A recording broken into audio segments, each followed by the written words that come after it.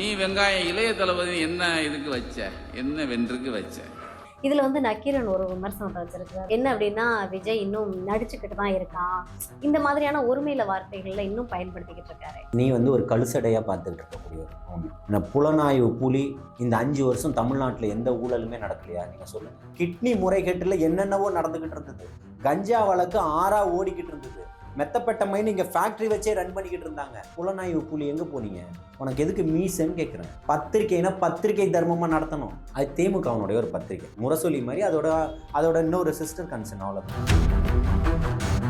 மனோன்மணியம் சுந்தரனார் பல்கலைக்கழகத்தில் நடந்த விழாவில் வந்தே மாதரம் முதல்ல பாடப்பட்டுச்சு. ஸோ இதுக்குமே எதிர்கட்சிகள் இன்னும் தொடர்ந்து அவங்களுடைய எதிர்ப்பை பதிவு பண்ணிட்டு வராங்க. ஆளுநர் நடத்தின நிகழ்வுல இப்படிதான் நடக்கும்ன்றது எல்லாருக்குமே தெரியும். திமுக காலகட்டத்திலையும் அப்படிதான் நடந்தது. திமுக காலகட்டத்தில் RN ரவி எங்கெல்லாம் பங்கு கொண்டாரோ அங்கெல்லாம் என்ன மாதிரி நடந்ததுன்றதான் எடுத்து பாருங்க. அதான் வரலாறா இருக்கு. நமக்கு எதிரான ஒரு கருத்தை பண்ணணும்னு தான் பிஜேபி ஒரு அஜெண்டாவோட உள்ள உட்காந்து அதை எதிர்த்துக்கிட்டு இருக்கிறோம்னா பாஜகவை எதிருங்க, ஆளுநரை எதிருங்க, தமிழக அரசை சொல்வதற்கு இதுல என்ன இருக்கு? அந்த மாதிரி வயிற்று பழப்புக்காக கூலிக்கு மாரடிக்கக்கூடிய அரசியல்வாதிங்க அவங்கெல்லாம்.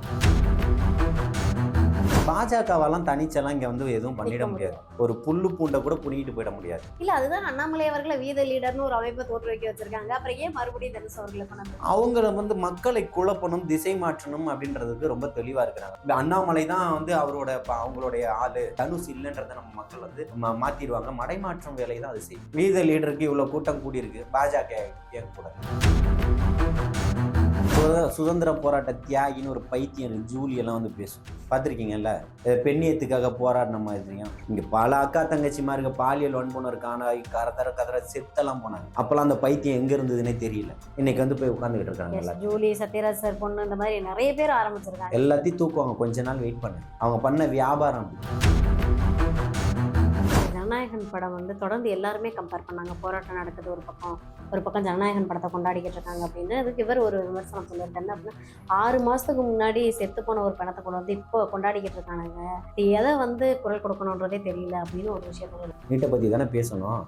ஒரு பைத்தியம் அறவேக்காடு வந்து சொல்லிட்டு போச்சு இல்ல, ரகசியம். அந்த அறவேக்காடை கூப்பிட்டு நீ இது வரைக்கும் என்ன கேட்டிருப்ப? ஒரு முட்டை எடுத்துட்டு வந்தது இல்ல, நீட்டுக்கான ரகசியம் என்கிட்ட இருக்குன்னு சொல்லிட்டு. அது எந்த கல்லூரியில படிச்சது ரகசியத்தை சொல்றது?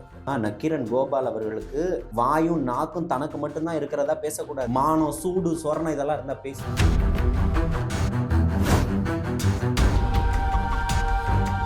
கிரெடிட் கார்டு ஓவர் டியூவா, மல்டிபிள் EMI ஸ்ட்ரெஸ்ஸா? இனி ஒரே EMIல ஈஸியா மேனேஜ் பண்ணலாம். Power of one EMI. இப்போ நிறைய ஆக்டர்ஸ் வந்து வெளியில வந்து எக்ஸ்போஸ் ஆகுறாங்க அப்படின்னு தான் நான் பாக்குறேன். ஏன்னா வந்து சரத்குமார் அவர்களை வந்து சொல்லிட்டீங்க. இப்போ தனுஷ் சார் வந்து 2 நாளா பண்ணிட்டு இருக்க விஷயத்த நீங்க தொடர்ந்து வாங்கன்னா இங்க பாருங்க, இது ஜனநாயக நாடு, புரியுதுங்களா? இது ஜனநாயக நாடு. எல்லாருக்குமே வந்து இப்போ இது சுதந்திர இந்தியா எல்லாத்தையுமே சொல்லி தருது இல்லையா? அதனால சுதந்திரம் இருக்கு. நீங்க வாங்க, உங்களுடைய இதை சொல்லுங்க, மக்கள் கருத்து ஏத்துக்கட்டும், மக்களுக்காக உழைங்க. இன்னைக்கு அவர் வந்துட்டாருன்றதுக்காக நாங்க வந்துட்டோம், ஒரு நடிகருக்கு வந்துருச்சு அதனால இன்னொரு நடிகர் வந்தார், அந்த எண்ணம் வேண்டாம். அவர் 30 ஆண்டுகள் உழைச்சிருக்கிறாரு, மக்கள் பக்கம் நின்றிருக்கிறாரு, மக்களுக்காக சேவைகள் செஞ்சிருக்கிறாரு. அது ரசிகர் மன்றம் மூலமா செஞ்சிருக்கிறாரு, மக்கள் இயக்கம் மூலமா செஞ்சிருக்கிறாரு, அரசியல் கட்சி சார்ந்து செஞ்சிருக்கிறாரு இல்லையா? 30 ஆண்டுகளுடைய வரலாறுகள் இருக்கு. உங்களுக்கு என்ன இருக்குன்றது இங்க கேள்வி எழுப்புது. மக்கள் பக்கம் நின்றிருக்கிறாரு. வெளியகம் நடத்தியிருக்கிறாரு, குருதியகம் நடத்தியிருக்கிறாரு, விலையில்லா உணவகங்கள் நடத்தியிருக்கிறாரு, ரொட்டிப்பால் முட்டை திட்டம்ன்ற பேர்ல வழங்கியிருக்கிறாரு, கல்வி நீதி கொடுத்துக்கிட்டு இருந்திருக்கிறாரு. இந்த மாதிரி மக்கள் பல பிரச்சனைகள் அப்போ, இயற்கை பேரிடர் அப்போ இங்க இறங்கியிருக்கிறாரு, நின்றிருக்கிறாரு. மீனவர் பிரச்சனைக்கு இலங்கையை எதிர்த்து ஓங்கி குரல் கொடுத்திருக்கிறாரு, உண்ணாவிரதம் இருந்திருக்கிறாரு, ஈழத்தமிழர்கள் பிரச்சனைக்காக பேசியிருக்கிறாரு. அவர் உடனே எல்லாம் வந்துடல அப்படின்னு மடைமாற்றங்கள் தான் செய்வாங்க. அவர் உழைச்சிருக்கிறாரு, அதை மக்கள் அங்கீகரிச்சிருக்கிறாங்க. அதனால இன்னைக்கு ஒரு மிகப்பெரிய ஒரு மாபெரும் வெற்றி இன்னைக்கு அடைஞ்சிருக்கிறார். 2 பேருக்கு வித்தியாசங்கள் இருக்கு. ரஜினிகாந்தினுடைய மருமகன்றதை தாண்டி உங்களுக்கு என்ன இருக்கு? அவர் எந்த அடையாளத்தோடவும் வரல. இல்ல, அவங்க அரசியல் வர்றது நம்மளுடைய ப்ராப்ளம் இல்ல சார்.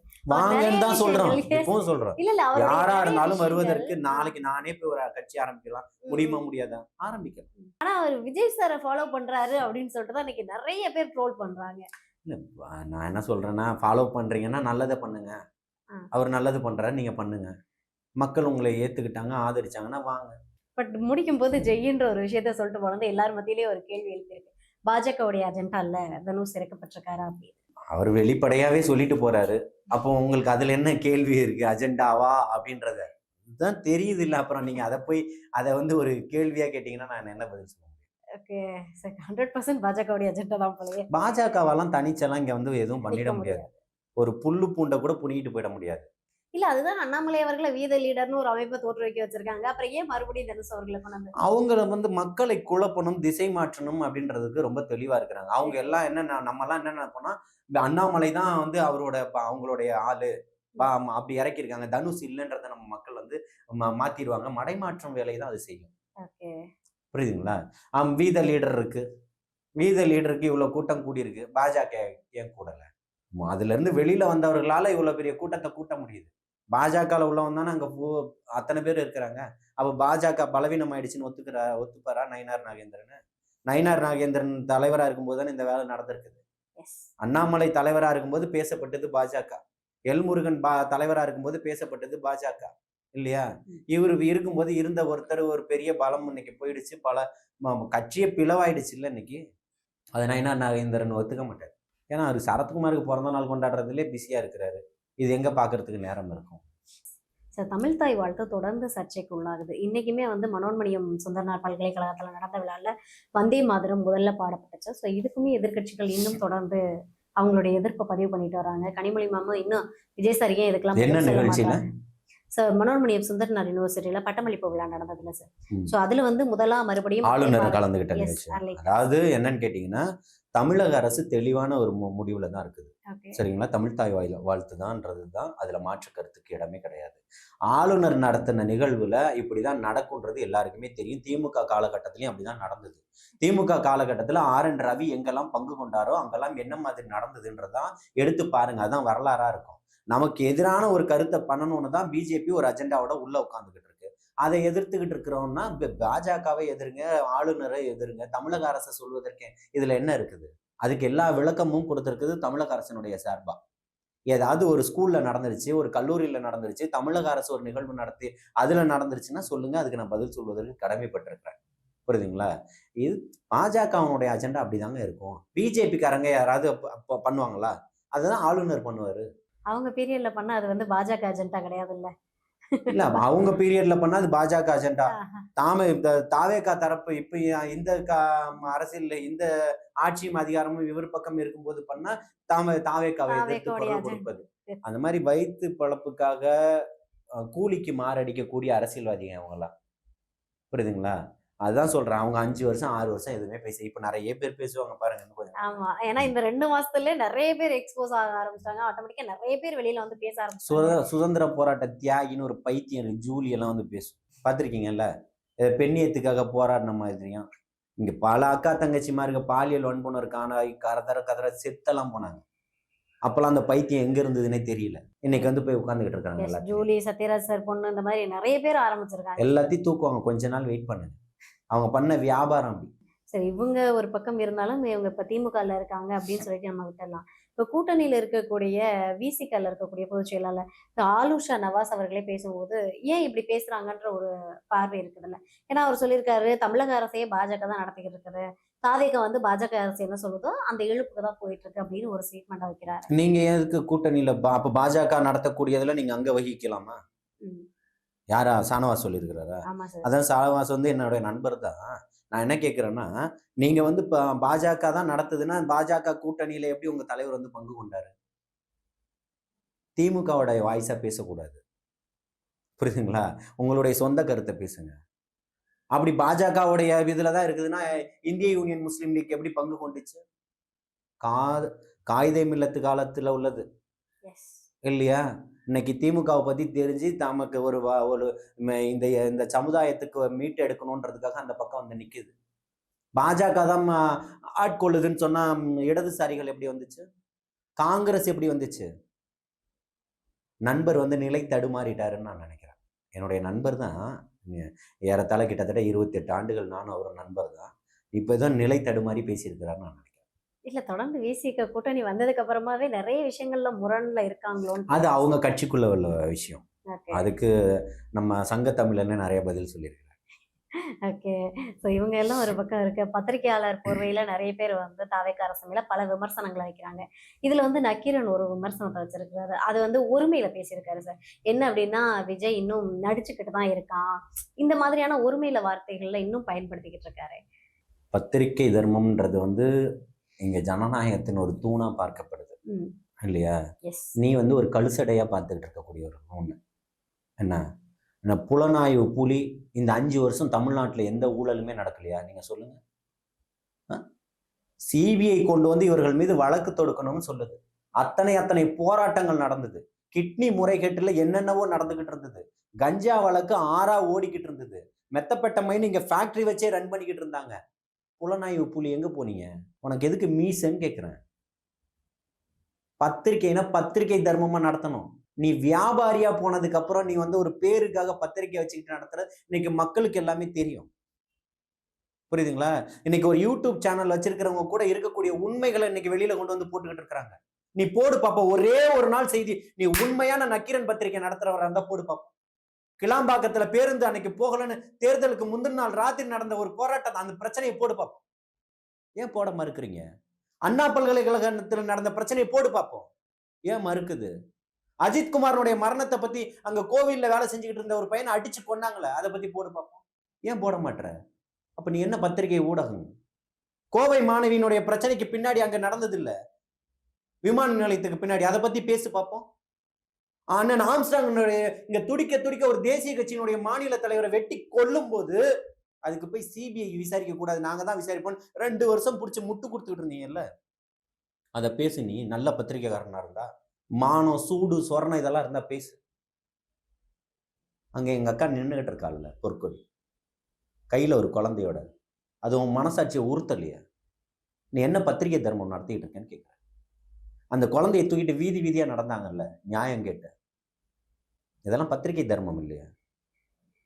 நீ திமுகவினுடைய வியாபாரியா இருந்ததுன்னா எப்படி நடத்த முடியும்? நாங்க நடந்த அத்தனை பிரச்சனையும் பேசு. பிரிகட் ஊழலை பத்தி பேசு. என்னுடைய நண்பர் ஜெயராமன் வெளில கொண்டு வந்தாரா இல்லையா? அறப்போரு அதை பத்தி பேசு. ஏன் பேச மறுக்கிறீங்க? நான் என்ன சொல்றேன்னா, நக்கீரன் கோபால் அவர்களுக்கு வாயும் நாக்கும் தனக்கு மட்டும்தான் இருக்கிறதா பேசக்கூடாது. இங்க பல லட்சக்கணக்கான பேர் இருக்கான், எல்லாம் 18ல இருந்து 40 வயசுக்குள்ள. அவனுங்களுக்கும் பேச தெரியும், எனக்கும் பேச தெரியும். தளபதி நமக்கு ஒரு அன்பு கட்டளை இருக்கிறாரு, கண்ணியத்தோட தான் கடைபிடிக்கணும்னு சொல்லி. நான் பொதுவாகவே கண்ணியமா பேசக்கூடியவன் தான், எந்த இடத்துலையும் வார்த்தைகள் தவறாதெல்லாம் பேசுறவன் இல்லை. உனக்கு நீ வாப்போன்னு வேணா பேசியிருப்பேனே தவிர்த்து கண்ணிய குறைபாடுகளாக எந்த வார்த்தைகளும் பேச மாட்டேன். அப்படி கண்ணிய குறைபாடா பேசக்கூடியவரை எப்படி ஒரு பத்திரிகையாளராக இருக்க முடியும்? அது திமுகவனுடைய ஒரு பத்திரிகை, முரசொலி மாதிரி. அதோட இன்னொரு சிஸ்டர் கன்சர்ன், அவ்வளவுதான். அவங்களுக்கு என்ன பதில் கேட்குறீங்க நீங்க? சரி, இப்போ திமுகவுக்காக நடத்தக்கூடிய பத்திரிக்கை இல்ல இவர் ஏதாவது சொல்லி கொடுத்து திமுக வேலை பார்த்துட்டு இருக்கா சார்? ஏன்னா இல்ல இன்னொரு ஒரு விஷயத்தையும் சொல்லியிருக்காரு. என்ன அப்படின்னா, கரூர் சம்பவத்துல விஜய் அவர்கள் மேல எஃப்ஐஆர் போடுங்கன்னு நான் எத்தனையோ தடவை ஸ்டாலின் அவர்கள்ட்ட சொன்னேன். ஸ்டாலின் தான் கேட்கல, என் பேச்சை கேட்காம விட்டுட்டாரு. தெரியுதா ஆட்சியை யார் நடத்தியிருக்கான்னு? எஃப்ஐஆர் போடுன்னு இவர் போய் சொன்னாராம். அப்ப சிபிசிஐடி என்ன பண்ணிக்கிட்டு இருந்தது? அமுதா ஐஏஎஸ் தரப்புல ஒரு குழு ஒன்று போட்டிங்களா, அது என்ன பண்ணிக்கிட்டு இருந்தது? மத்திய குழு வந்துச்சு, அது என்ன பண்ணிக்கிட்டு இருந்தது? சிபிஐ என்ன பண்ணிக்கிட்டு இருந்தது? தமிழக காவல்துறை என்ன பண்ணிக்கிட்டு இருந்தது? தெரியுதா? தற்குறின்னு திசை மாத்தினீங்களே, யாருன்னு தெரியுதா? இப்போ அறிவுக்கு பதிலாக மற்றதுதான் இருக்குது மண்டையில. இவர் சொன்னாராம்மா எஃப்ஐஆர் போடுங்கன்னு சொல்லிட்டு, அவர் போடலையாமா. சரி, ஜனநாயகன் படம் வந்து தொடர்ந்து எல்லாருமே கம்பேர் பண்ணாங்க. போராட்டம் நடக்குது ஒரு பக்கம் ஜனநாயகன் படத்தை கொண்டாடிக்கிட்டு இருக்காங்க அப்படின்னு. அதுக்கு இவர் ஒரு விமர்சனம் சொல்லியிருக்காரு. என்ன அப்படின்னா, 6 மாசத்துக்கு முன்னாடி செத்து போன ஒரு படத்தை கொண்டு வந்து இப்போ கொண்டாடிக்கிட்டு இருக்கானுங்க, எதை வந்து குரல் கொடுக்கணுன்றதே தெரியல அப்படின்னு ஒரு விஷயத்த சொல்லியிருக்காரு. அதாவது 6 மாசத்துக்கு முன்னாடி செத்து போன படத்தை வச்சு ஓட்டுறாங்கன்னா அவங்க ஓட்டிட்டு போறாங்க. உங்களுக்கு என்ன பிரச்சனை? எதை கொண்டாடணும்? நீட்டை தானே கொண்டாடணும், நீட்டை பத்தி தானே பேசணும். ஒரு பைத்தியம் அறவேக்காடு வந்து சொல்லிட்டு போச்சு இல்ல, ரகசியம் இருக்குன்னு. அந்த அறவேக்காடை கூப்பிட்டு நீ இது வரைக்கும் என்ன கேட்டிருப்ப? அந்த அறவேக்காடை குறித்து நீ என்ன எழுதியிருப்ப? ஒரு முட்டை எடுத்துட்டு வந்தது இல்ல, நீட்டுக்கான ரகசியம் என்கிட்ட இருக்குன்னு சொல்லிட்டு. அது எந்த கல்லூரியில படிச்சது ரகசியத்தை சொல்றதுக்கு? சரி, ஓகே, படிப்புக்கு இதுக்கு சம்மந்தமே இல்லை. எந்த ரகசியத்தை சொல்ல போய் சொல்லு? கோர்ட்ல போய் கேஸ் போட போறன்றத? இல்ல, அதான் 50 லட்சம் கையெழுத்தெல்லாம் வாங்கினாங்களே, அதுவா இருக்கும் சார். கையெழுத்து வாங்கி என்ன பண்ணீங்க? உங்க கனவை சொல்லுங்க, நாங்கள் நிறைவேற்றி தரோம்னு சொல்லிட்டு ஒரு ஃபார்மில் எழுதி வாங்கிட்டு வைகை ஆற்றுல மிதக்க விட்டீங்க தெரியுமா? விட்டாங்களா இல்லையா? அப்புறம் இந்த கையெழுத்தெல்லாம் வாங்கி என்ன பண்ண போறீங்க? அப்பா அப்பான்னு சொல்லி பல கோடிக்கு விளம்பரம் பண்ணீங்கல்ல, விடியல் ஆட்சின்னு. இதெல்லாம் எவன் அப்பா வீட்டு காசுல பண்ணாங்க? அந்த வார்த்தையை பயன்படுத்தியது யாரு? உதயநிதி. அதை தான் நான் கேட்குறேன் தம்பி, இப்போ உதயநிதியை பார்த்து, இது யார் வீட்டு எவன் அப்பா வீட்டு காசுல பயன்படுத்த? உங்க அப்பா வீட்டு காசுல பண்ணீங்களா? இல்ல அவங்க அப்பாவோட அப்பா வீட்டு காசுல பயன்படுத்துறேன். ஏன்னா அவர்கிட்ட காசு இல்லை, 10,000 ரூபாய் தான் இருந்தது. அதுவும் கொடைக்கானல் போயிட்டு வந்தாரு, அதுக்கப்புறம் கூர்க்கு போயிட்டு வந்திருக்கிறாரு, இப்போ லண்டன் போயிட்டு வந்திருக்காரு. மிச்சம் எவ்வளோ காசு வச்சிருக்கிறாருன்னு தெரியல. இப்போ இது யார் அப்பா வீட்டு காசுல பண்ணீங்க? நான் முதவே பதிவிட்டேன், இது திமுகவுடைய முரசொலியினுடைய சிஸ்டர் கன்சர்ன் சொல்லிட்டு. புரியுதுங்களா? அவங்க அப்படிதான் பேசுவாங்க. நக்கீரன் கோபால்லாம் ஒன்றும் பெரிய பத்திரிகையாளர்லாம் ஒன்றும் கிடையாது. ஒரு நேரத்தில் இருந்தார், இப்போ திமுகவினுடைய அபிமானியாக மாறி இருக்கிறார். அவர் ஆரம்பத்துல இருந்தே அப்படிதான், அதில் ஒன்றும் மாற்று கருத்து கிடையாது. ஏன் திமுகவில் இருக்கக்கூடிய ஸ்டாலின் அவர்களோ உதயநிதி ஸ்டாலின் அவர்களோ ஸ்ட்ரெயிட்டா நீட்டுக்கு போய் எந்த இடத்துலையும் போராட்டம் பண்ணல சார்? ஏன்னா எலெக்ஷனுக்கு முன்னாடி பல இடத்துல வந்து போராட்டம் பண்ற நிறைய விஷயங்கள் ஏதோ பண்ணாங்க. ஆனா இப்போ தாவேகா அரசு அமைஞ்சதுக்கு அப்புறமா எதிர்க்கட்சி அவங்க தான் வலுவா செயல்படணும். ஆனா அதை விட்டுட்டு நான் ஒரு ட்வீட் போடுறேன், நான் ஒரு சும்மா ஏதோ ஒரு கண்டனத்தை தெரிவிச்சுட்டு அமைதியா இருந்துட்டாங்க.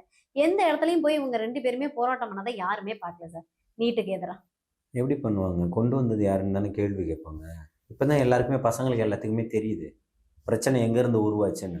கையெழுத்து போட்டவனை நாளைக்கு செருப்பால் அடிக்கணும்னு முடிவு பண்ணிட்டாங்கன்னா மக்கள், இங்கே நிறைய விஷயம் இருக்குது பேசுறதுக்கு. இந்த அரை மணி நேரத்தில் நீங்கள் அரசியலை பேசி முடிச்சிட முடியாது. கண்டிப்பா சார். புரியுதுங்களா? 60 ஆண்டுகள் மக்களையும் மண்ணையும் ஏமாத்தி இருக்கிறாங்க. 60 ஆண்டுகளுடைய வலியும் வேதனையும் இந்த 2 வருஷத்துல மொத்த கதையும் முடிச்சிருக்கிறார். நீங்க என்ன ஸ்டைல்ல கை காட்டினாலும் சரி, மக்கள் முடிச்சு விட்டாங்க. புரியுதுங்களா? அது யாருக்கும் இல்லாத அரசியல் வரலாற்றுல புதிய ஒரு அத்தியாயத்தை எழுதியிருக்கிறார். நீங்க வச்ச முற்றுப்புள்ளியை அவர் தொடக்க புள்ளியா கொண்டு போயிருக்கிறார். இன்னைக்கு ஒட்டுமொத்த சாமானியர்கள் நம்பி இருக்கிறாங்க, பொதுஜன வெகுஜன மக்கள் நம்பி இருக்கிறாங்க.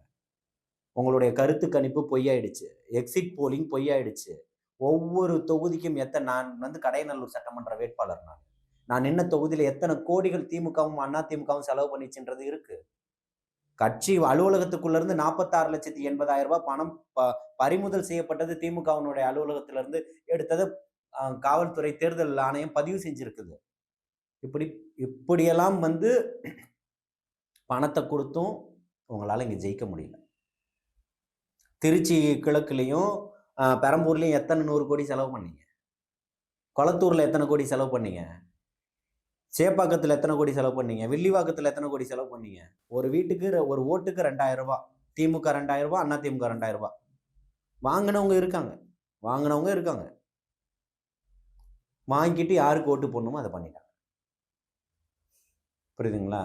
அதனால நாங்கள் 5,000 ரூபாய் மொத்தமாக கொடுத்தேன், அதை பண்ணினேன், இதை பண்ண, நீங்கள் எதை பண்ணாலும் சரி, மக்கள் என்ன முடிவு பண்ணிட்டாங்க அதை முடிச்சு விட்டுட்டு போயிட்டாங்க. Okay sir, super sir, super. So மீண்டும் ஒரு நேர்காணலில் சந்திக்கிறேன் சார். நன்றி சார். வாழ்த்துக்கள். கிரெடிட் கார்டு ஓவர்டியூவா மல்டிபிள் இஎம்ஐ ஸ்ட்ரெஸ்ஸா? இனி ஒரே இஎம்ஐல ஈஸியா மேனேஜ் பண்ணலாம். Power of 1 EMI.